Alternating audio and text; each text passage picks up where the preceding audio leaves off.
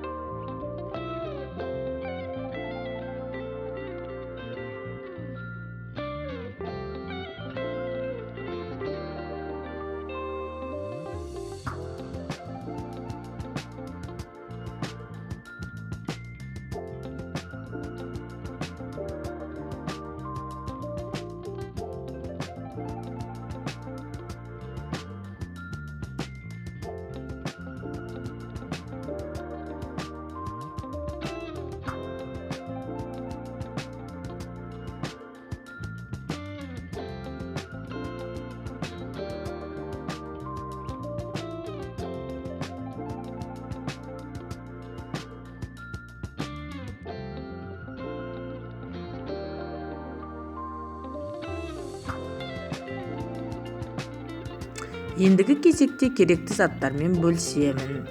Алдымен бізге жұмыртқа мен секерді екеуін әбден езіп аламыз. Одан кейін сұйық заттарды дайындаймыз. Сүтіміз бен лимонымызды квашивать етеміз. Ұн, жұмыртқа, сұйық май, краситель. Егер бордовый цвет қылғыңыз келсе, какао мен нарттай қызыл қылғым келді, пайдаланғаным жоқ. Содан кейін сода, разрыхлитель керек болады. Мынау менің кефир жоқ, кефир салсаңыздар да болады, сүт пен лимонды дайындасаңыз болады. Одан кейін креміне осындай маскарпоне мен пуратус кремі, творожный сыр маскарпоне. Сосын сахар керек болады, секер керек болады. Сосын мынандай пергамен қағазы фрекенбок, осыны бірнеше рет пайдалануыңызға болады. Лақтырып тастамай. Сосын кондитерский мешок керек болады. Мынандай насадка мен 6 бұрышысын алдым. Осылай пісіреміз. Осы құралдарды пайдалану арқылы. Сосын миксер керек болады. Мен түсінікті болсын деп насадканы көрсеттім. Енді венчик, краситель, қызыл түсті. Сосын осындай ара пышағымыз керек болады бізге.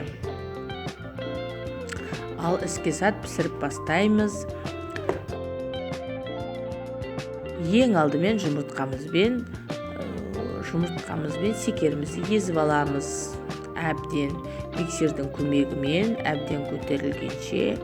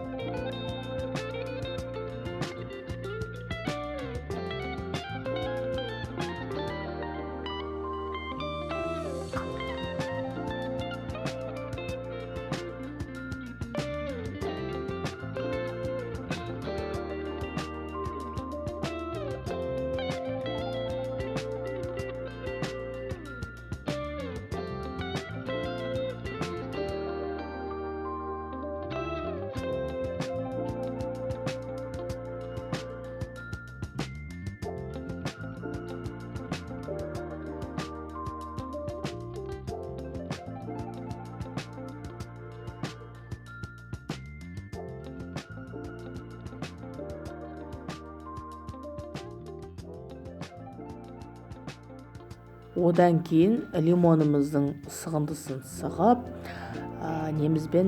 сүтімізбен екеуін дайындаймыз, квашивать етеміз. Бір 10-15 минут қойсаңыздар болады. Бірден пісіре берсеңіздер де болады, құйып жіберіп. Кефиріңіз болса, бірден кефир құйсаңыз да болады.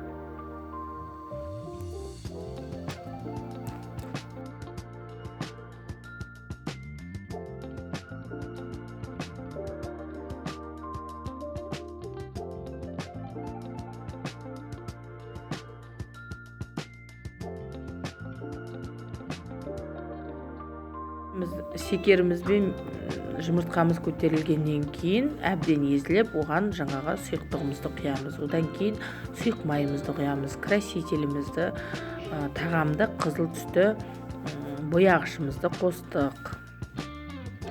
Бұл аздау көріп, мен цветін тағы да қостым. Өздеріңіз фантазияңызға байланысты қоса беріңіздер. Осылай сұйық массамызды дайындағаннан кейін қою массасын дайындап алсаңыз да болады. Мен барлығын бірден үстіне салып жібердім. Өздеріңіз біліңіздер. Негізі әу баста бөлек жасау керек деген мен уже неше жылдан бері пісірем. 6 жылдай ма болды пісіргеніме. Сондықтан маған ешқандай қиындығы жоқ. Сондықтан жобасына қарап жасай берем. Барлығын весімен өлшеп салыңыз. Ең бірінші рет пісіріп жатырсаңыз, барлығын весімен өлшеп салыңыз. Мен уже өзімнің бірнеше жылдық тәжірибем болғандықтан весім де бұзылып қалды. Сондықтан бәрін қасықтың мөлшерімен жасадым. Грамдарын бәрін білемін. Сөйтіп жасап шығардым. Өкінбейсіздер, отбасыларыңызға пісіріп беріп қуантыңыздар. Бірнеше сағат уақытыңызды алса да, өте тойымды, нәзік, влажный, сочный, күшті болады енді. Жеткізе алмаймын мен. Пісіріп көріп, өздеріңіз бастарыңыздан өткізіңіздер. Бастысы ұны мен шекерінің мөлшері қанша салсаңыз, шекерді ұнды дәл сондай мөлшерде салыңыз. Шекері езілу керек. Осы сұйық массаларымызды салып, қою массаларымызды разрыхлитель, сода, ұн бәрімен қасықпен өлшеп салып жатырмын. Мөлшерлемелерінің бәрін описание бөлімінде көрсетіп кеттім. Осы кезде какаоны салып жіберсеңіз де болады, електен өткізіп салсаңыз да болады. Менде електен өткізгенім жоқ. Сіздер жаңа пісіріп жатсаңыздар, електен өткізіңіздер, керек массаңыз шыққанша. Осылай пісіресіздер, өте керемет, дәмді, бір ерекше торттардың бірі.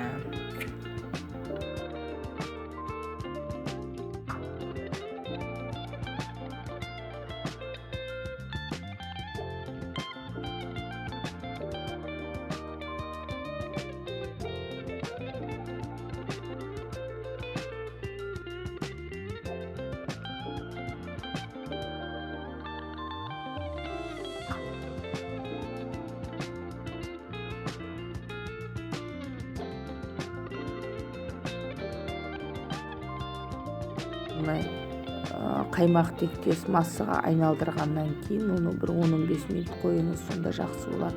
Одан кейін құятын табамызды, менікі болмай қателеспесем 26 диаметрлі таба болу керек. 28 или 26 осымен пісірдім. Осылай құйып алдым, массаны екіге бөлдім. Біреу весі болса дәл шығады қалыңдықтары. Мен біреуін екіге бөлдім, бір коржды, сосын қалғанынан азғантайынан тағы бір корж, общий менде барлығы 3 корж жасадым. Осылай пісіре бересіз, торттарыңыз дәмді, ешқандай қиындығы жоқ, көп уақытты алады демесеңіздер, дәмді, күшті торт бұл. Шай ішіп алдық, керемет енді. Түннің бір уағында пісіріп, түннің бір уағында шайымызды ішіп алдық. Күштенді. Отбасыларыңызға пісіріп беріп қуантыңыздар. Бастысы осы табаңызға құйғаннан кейін 3-4 рет столыңыз твердый поверхностьқа сілкілеймін деп шаршатып жүрмеңіз. Міне пісіп шыққан кезінде фрагментімен бөлістім. Енді кремін дайындаймыз. Креміне 250 грамм маскарпон мен 100-150 грамның арасында сахарный пудра дейді. Соны езесіз, одан кейін барып сливки 500 грамм құясыз. Сонымен мол крем жетеді. Менде сливкиді айтып отырмын, весімен өлшемегендіктен алдында да бір торт пісіргем, соған пайдаландым. Сонымен жетпей қалды, по-моему, аздау болып қалған. Ар жаққа сливкиді көп құйып жібергенмін. Миксермен араластырады екен деп көп араластыра бермеңіз, сармай тектес болып кетеді. Сондықтан арасында басыңызды көтеріп, миксеріңіздің басын көтеріп тексеріп отырыңыз. Дайындаған крем массаңыз миксердің насадкасының басынан түспеу керек. Сонда уже крем дайын болды деген сөз. Барлық жерін жеткізіп, естеңіз, көрсетіп жатырмын. Одан кейін астына жағып жіберіп, кішкене ыдысыңызда безендіресіз. Осылай әртүрлі заттармен өзіңіздің фантазияңызға қарай безендірсеңіз, көрдіңіз, осындай тап мен марқтай қызыл қылғым келді. Осылай. Егер бордовый цвет қылғыңыз келсе, бұл красный барқытты, онда міндетті түрде какао 25 грамм, даже 15 грамм, 25 грамм қоссаңыздар болады. Оюлығы шыға береді. Осылай әдеміледім, осы ортасына жағып. Астарыңыз дәмді болсын, торт ұнады, балдарым мәз болып жеп алды. Тағы да пісіріп бер деп отыр, жақсы деп күліп қойдым. Сіздерге де торт пісіруді нәсіп етсін. Балаларыңызды, отбасыларыңызды қуантыңыздар. Мәз болып, дәмнен алып отырыңыздар. Чаймен ішкенде 2 сағат қойсаңыздар тіпті күшті. Біз бірден кесіп, менің бір әдетім торты пісіргеннен кейін кесіп жейміз, себебі үйдегі балдар шыдатпайды. Бізде жейік, торт деп 2 сағатқа шыдамайды. Сосын арт жағын 2 сағаттан кейін жейміз.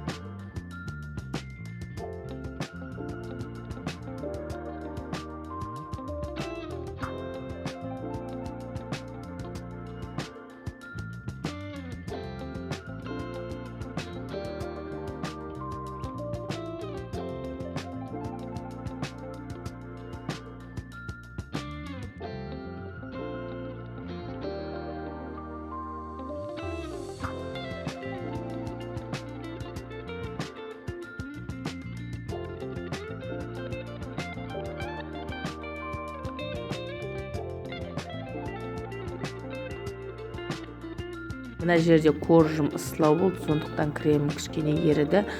Әбден мұздатып алыңыздар корждарыңызды. Мынау соңғы корж ғой, соңғы піскен корж. Мен күтіп отырғым келген жоқ, жағып жібердім. Еріңкіреп кетті, ыстығы әлі қайтпағандықтан. Өте күшті болады еді. Сөзбен айтып жеткізе алмаймын. Балаларыңызға, отбасыларыңызға пісіріп беріп, қуантыңыздар.